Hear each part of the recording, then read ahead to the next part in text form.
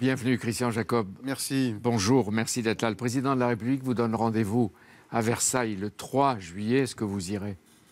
Écoutez, on a une réunion de groupe tout à l'heure dans la matinée. C'est là que nous Mais déciderons. vous êtes le chef.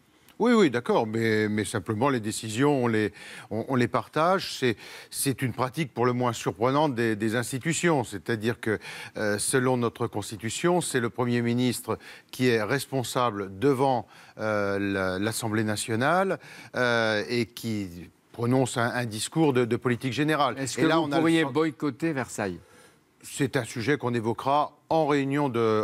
Votre tendance, vous, le chef. Oui, mais en réunion de groupe, on n'est pas une histoire de chef, c'est une histoire qu'on partage ensemble. Bon, la bonne pratique des institutions veut qu'effectivement, lorsque le président de la République convoque, les députés y vont. C'est comme ça que se passent les choses. Simplement, comprenez que tout cela crée quand même une véritable confusion. Mais vous avez des occasions de protester parce que vous ne pouvez pas être les déserteurs de la République. Non, mais on n'est pas dans cet état d'esprit.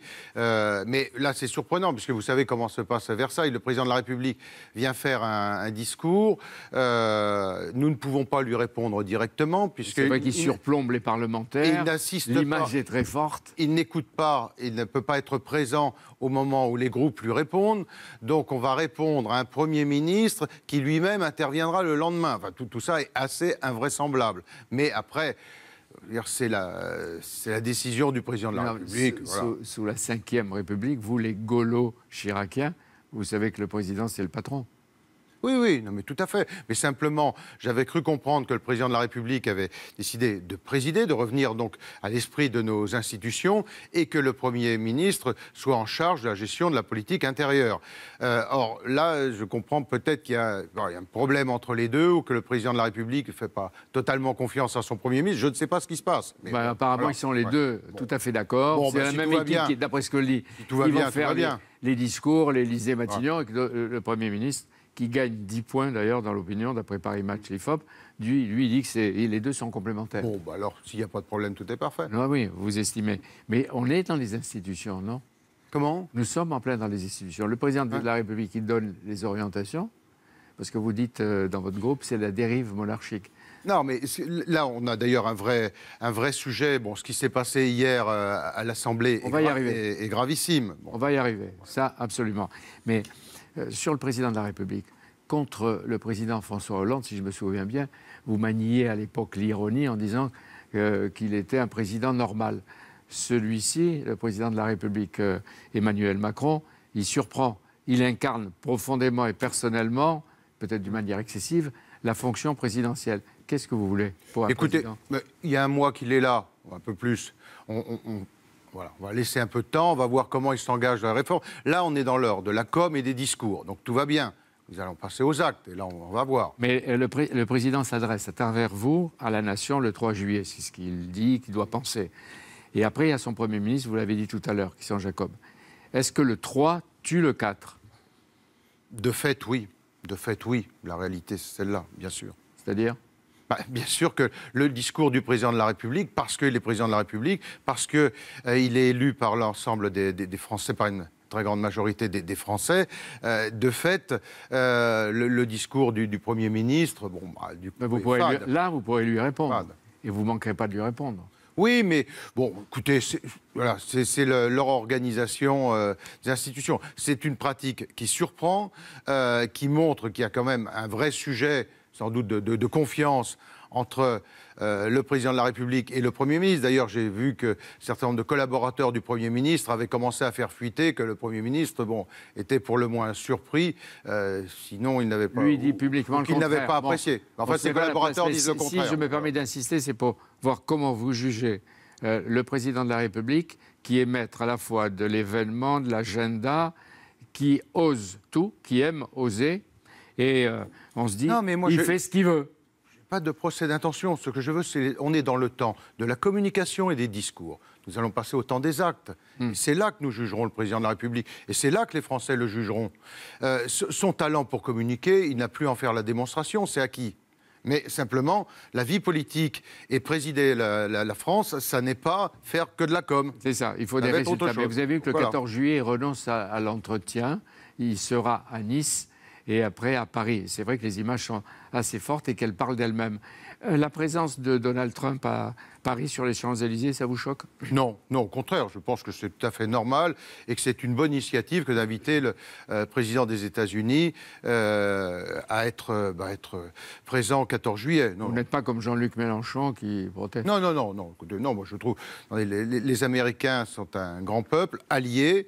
Heureusement qu'ils ont été là dans les moments les plus dramatiques de notre histoire. 1917. Mais alors, comme en 1917, il y avait aussi les Russes, ils pourraient inviter Poutine. Vous diriez la même chose? Oui.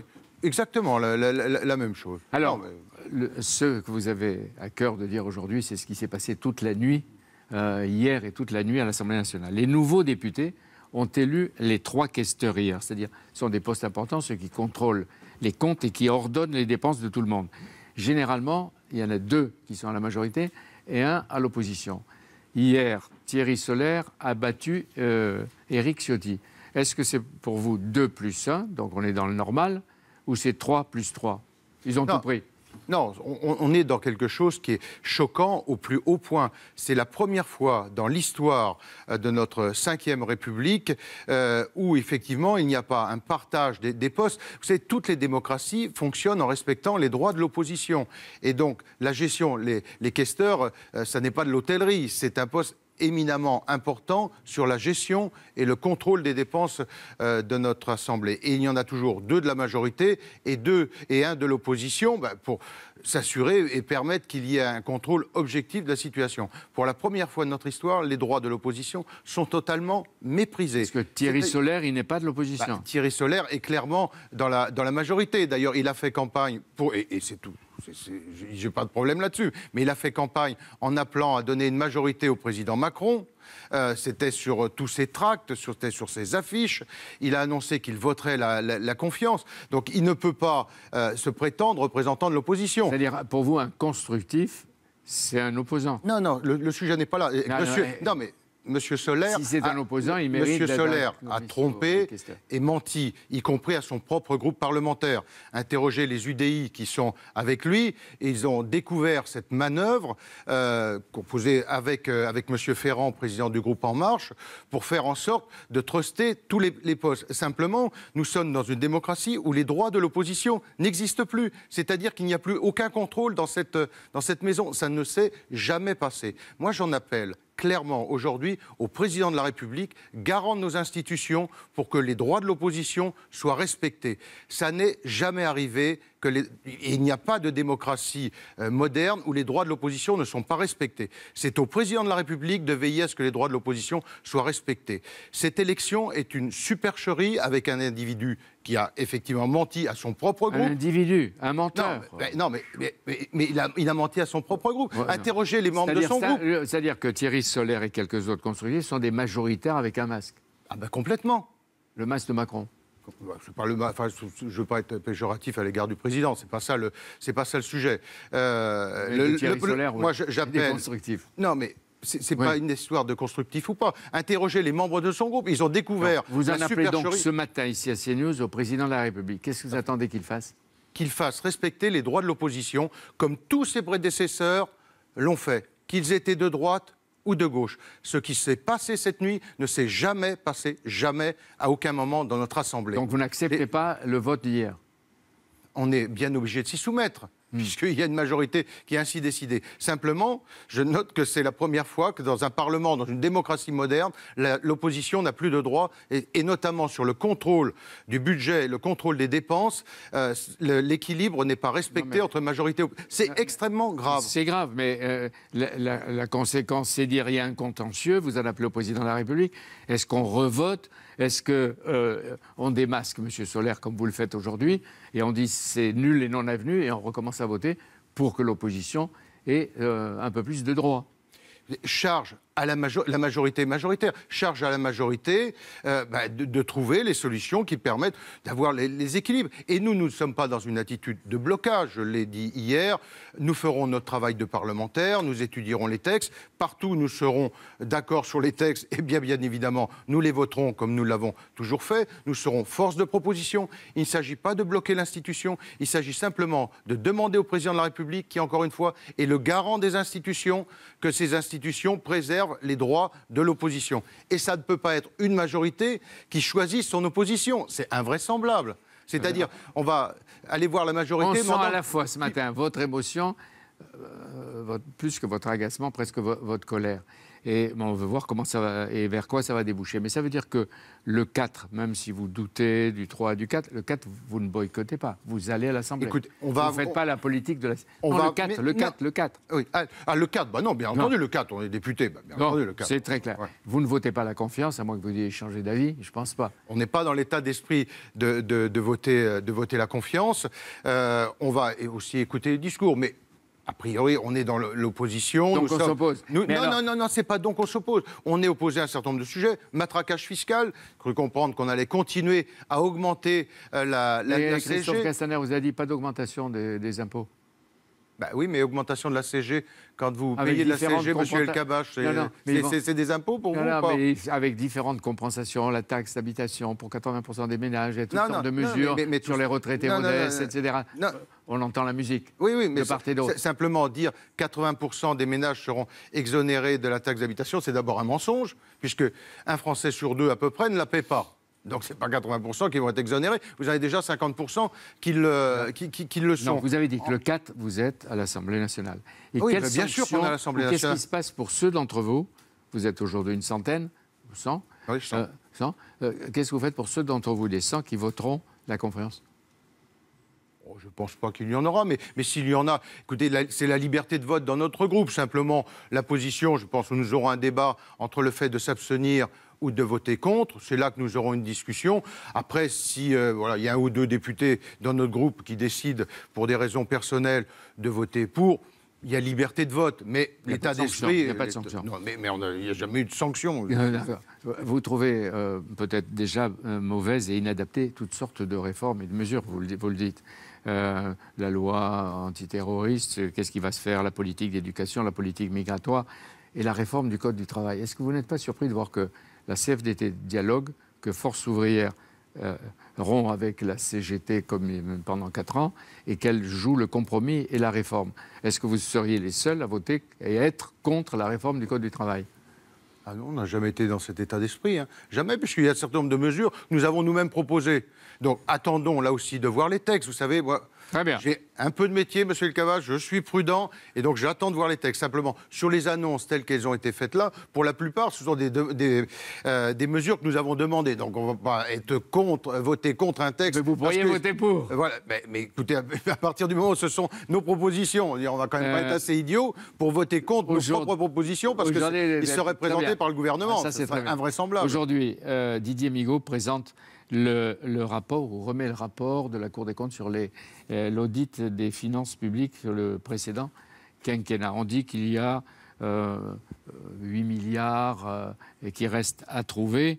Est-ce que les prédécesseurs n'ont pas toujours tort dans tous les systèmes, vous qui avez cette expérience de la vie politique? C'est pas moi qui le dis, c'est la Cour des comptes. Moi, je prends les résultats de la Cour des comptes qui nous dit qu'il y a un trou de 8 milliards. Ça veut dire que le gouvernement précédent nous a menti et a menti à la représentation nationale et aux Français sur l'équilibre budgétaire. C'est ça la réalité du rapport de la Cour des comptes. Oui. Encore une fois, c'est pas moi, c'est pas le représentant de l'opposition qui le dit, c'est le président de la Cour des comptes. Est-ce qu'en 2012, vous vous souvenez de ce que vous avez laissé comme héritage à François Hollande? Oui, je ne l'ai plus en tête, mais oui, je ne l'ai plus en tête. 5,2% de déficit. Et eux partent avec 3,2, 3,4. C'est pas bien.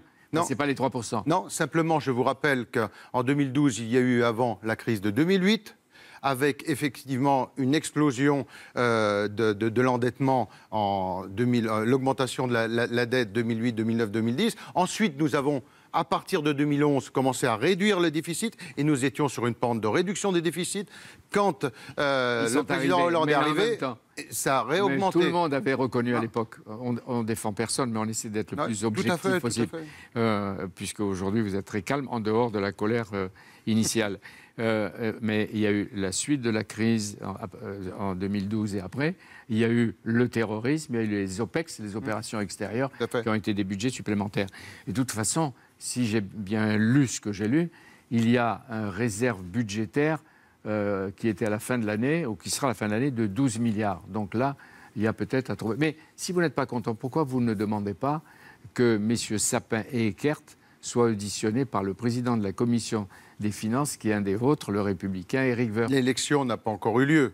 L'élection est dans une heure ou deux. Ouais. Donc nous verrons à ce moment-là. Moi, je pense qu'il ne serait pas illogique, effectivement, qu'il y ait des ministres qui auraient menti sur la réalité des finances publiques. Tout à fait. Donc c'est pour ça qu'il faut s'appuyer sur le rapport de la Cour des comptes.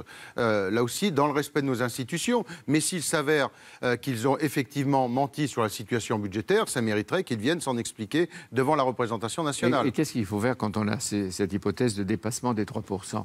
On s'en fiche ou on fait des économies? Non, on fait des économies, bien évidemment. Ça n'est pas de faire des économies pour faire des économies. Mais nous avons une augmentation de la dépense publique. Il faut aujourd'hui diminuer la dépense publique. On ne redressera pas la situation de la France si on ne diminue pas la dépense publique. Et si on veut redonner de l'oxygène à nos entreprises, relancer la politique de l'emploi. Pour relancer la politique de l'emploi, ça veut dire que les entreprises doivent avoir de l'oxygène, doivent pouvoir recruter, doivent pouvoir accrocher de nouveaux marchés. Pour ça, il faut leur redonner de la compétitivité. Il faut baisser les charges. Qui est-ce qui fait les économies? Dans quel ministère on fait des économies? Eh bien, on fait des réformes de structure, on fait la réforme des retraites. J'ai cru comprendre que ce n'était pas vraiment la réforme du Code du travail à l'ordre du jour. On fait la réforme du Code du travail, effectivement. On fait également la réforme sur la fonction publique. Parce qu'on ne peut pas mentir aux Français. Il faut accepter d'avoir des réformes de structure. Et nous avons toujours été favorables à ça. C'est pour ça que nous sommes favorables, vraisemblablement, si les engagements sont tenus, à un certain nombre de mesures qui sont prévues dans la réforme du Code du travail. Mais longtemps, vous aviez critiqué Emmanuel Macron, quand il était candidat, quand il est devenu président de la République, en disant qu'il était de gauche. Comment vous réagissez quand vous voyez qu'il y a un Premier ministre et 2 ministres qui sont de droite et qui viennent de chez vous?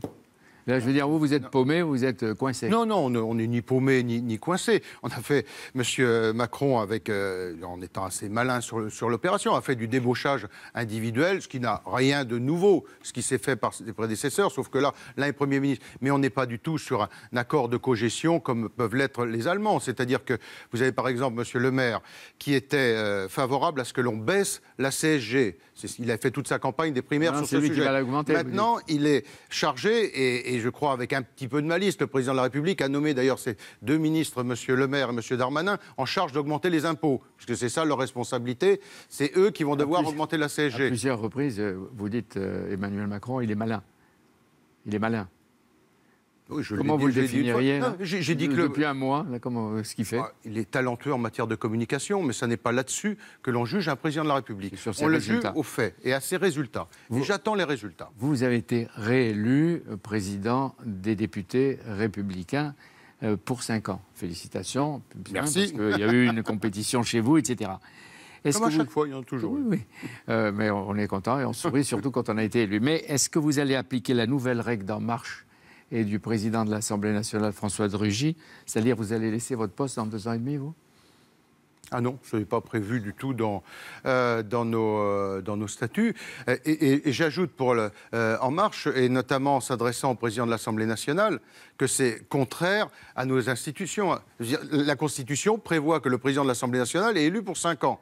Alors, s'il a envie de démissionner, après, il démissionne. On peut tous démissionner à un moment ou à un autre, ça c'est possible. Mais le mandat, il y a des règles. Les règles, vous l'appliquez, 5 ans président du groupe. Éric Woerth, s'il était élu président de la commission, 5 ans. On ne partage pas en 2 ou en 3. Non, on est, si vous voulez, les règles sont ce qu'elles sont, s'y conforment. Après, on est libre d'arrêter son mandat quand on le souhaite. Ça, c'est autre chose. Mais simplement, quand on se présente à une élection, il y a un cadre, il y a des règles, les députés sont élus pour 5 ans, mais alors le président peut dissoudre l'Assemblée ou n'importe quel député peut décider de démissionner à un moment où il le souhaite. Chez vous, non. S'il y a des règles chez eux, même si elles sont mais après, chacun est libre de démissionner s'il a envie de démissionner. Mais simplement, ça n'est pas monsieur Ferrand qui décide des règles à établir. Tout ça ne pèse rien. Il y a encore une constitution en France, il y a des institutions, on entend qu'elles soient respectées. Simplement, la bataille pour la présidence du Parti républicain est engagée. On a vu que Xavier Bertrand refuse pour le moment d'entrer dans la compétition, qu'il pousse Valérie Pécresse qui hésite, et puis il y a Laurent Wauquiez un peu adoubé par Nicolas Sarkozy. Vous êtes de quel côté? Avec qui? D'aucun côté, on va prendre les choses dans l'ordre. On vient de subir 2 échecs, on vient de perdre 2 élections présidentielles, 2 élections législatives. Ça mérite qu'on prenne un petit peu de temps pour travailler sur le fond, sur notre ligne politique, avoir Congrès, les débats. Congrès. Je crois à la fin de l'année, c'est ce que Bernard Accoyer doit annoncer là dans quelques jours. Et c'est là que ça se déroulera. Voilà, c'est là que ça se déroulera. Avant, moi, je souhaite qu'il y ait un vrai travail de fond et qu'on rediscute des sujets de nos positions sur le travail, sur l'immigration, sur la sécurité, sur un nombre de points. Merci d'être venu. Merci d'être venu et d'avoir dit ce que vous aviez à dire ce matin, et en particulier votre adresse au président de la République. Merci à vous. Voilà, Christian Jacob, invité de Jean-Pierre Elkabbach ce matin. Christian Jacob qui a déclaré que les droits de l'opposition à l'Assemblée nationale étaient méprisés par la majorité d'Emmanuel Macron, car contrairement à la règle, aucun poste de questeur n'a été attribué à un représentant de ce qu'on va appeler la vraie opposition de droite. Nous sommes dans une démocratie où les droits de l'opposition ne sont pas respectés. Christian Jacob, qui, vous l'avez entendu, en a appelé au président de la République lui-même. Et puis si les ministres ont menti sur la réalité des finances publiques, il faudra qu'il s'explique. Déclaration à quelques heures de la présentation du rapport de la Cour des comptes qui devrait accuser le précédent gouvernement d'insincérité sur les comptes publics. Ça sera la grosse actualité de la journée. Oui, mais restez bien avec nous puisqu'on reviendra sur cette annonce tonitruante du président Emmanuel Macron qui a décidé de s'exprimer devant le Congrès réuni à Versailles lundi 3 juillet, avant donc le Premier ministre. Nous aurons en ligne, en duplex avec nous, Philippe Vigier de l'UDI. Il n'ira pas à Versailles écouter le président de la République, il nous dira pourquoi. Et puis on décryptera cette annonce et ce rôle inédit, ce partage des rôles inédits entre le Premier ministre et le Président avec Loïc Signor du service politique de CNews. Restez bien avec nous, c'est dans un instant sur CNews.